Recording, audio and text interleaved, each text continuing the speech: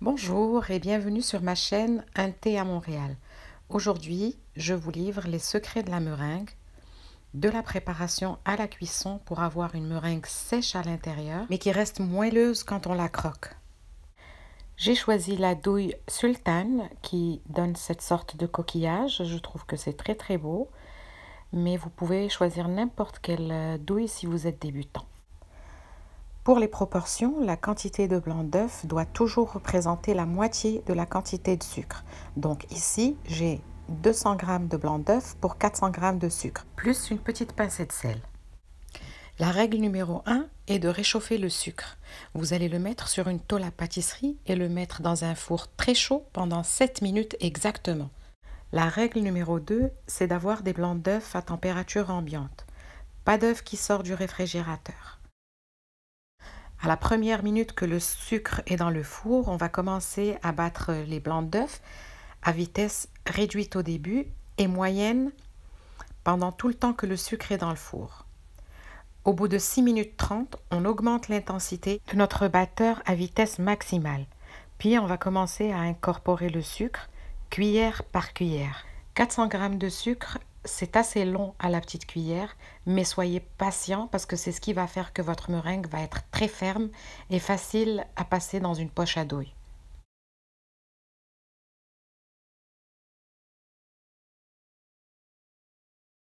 La règle numéro 3 concerne l'arôme et le colorant.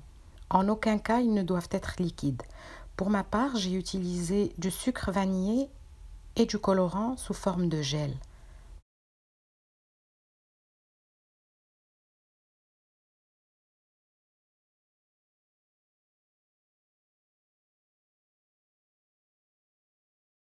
Si vous aimez la couleur obtenue, sachez qu'à la cuisson, ils vont devenir un peu plus clairs, donc augmentez la quantité du colorant que vous avez mis au début. Voilà, la meringue est prête, elle forme un beau bec. Je vais la mettre dans ma poche à douille et on va passer pour la dresser sur une plaque.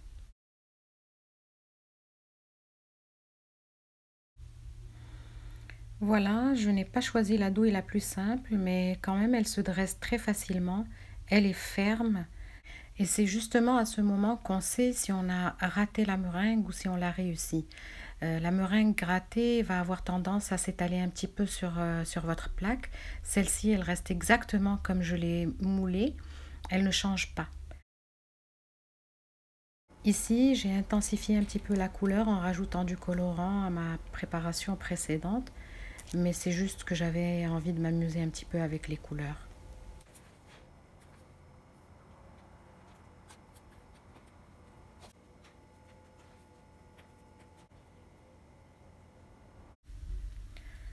Ici, il y en a quelques-unes de vertes. Pour la cuisson maintenant, vous allez mettre la meringue dans un four très chaud, 350 degrés Fahrenheit ou 180 degrés Celsius. Aussitôt que vous les mettez dans le four, vous baissez à 200 degrés Fahrenheit ou 90 Celsius et la cuisson va durer 2 heures. Ensuite, la véritable meringue est complètement sèche à l'intérieur, comme ça. Pour cela, au bout de 2 heures de cuisson, il faudra éteindre le four, le laisser ouvert et laisser la meringue en dedans du four jusqu'à ce qu'elle refroidisse. Si vous préférez une meringue moelleuse, comme celle-ci, une fois que vous avez éteint votre four, après les 2 heures de cuisson, vous sortez la plaque et vous la laissez refroidir en dehors du four. Ça vous donnera une meringue moelleuse et encore un petit peu humide à l'intérieur.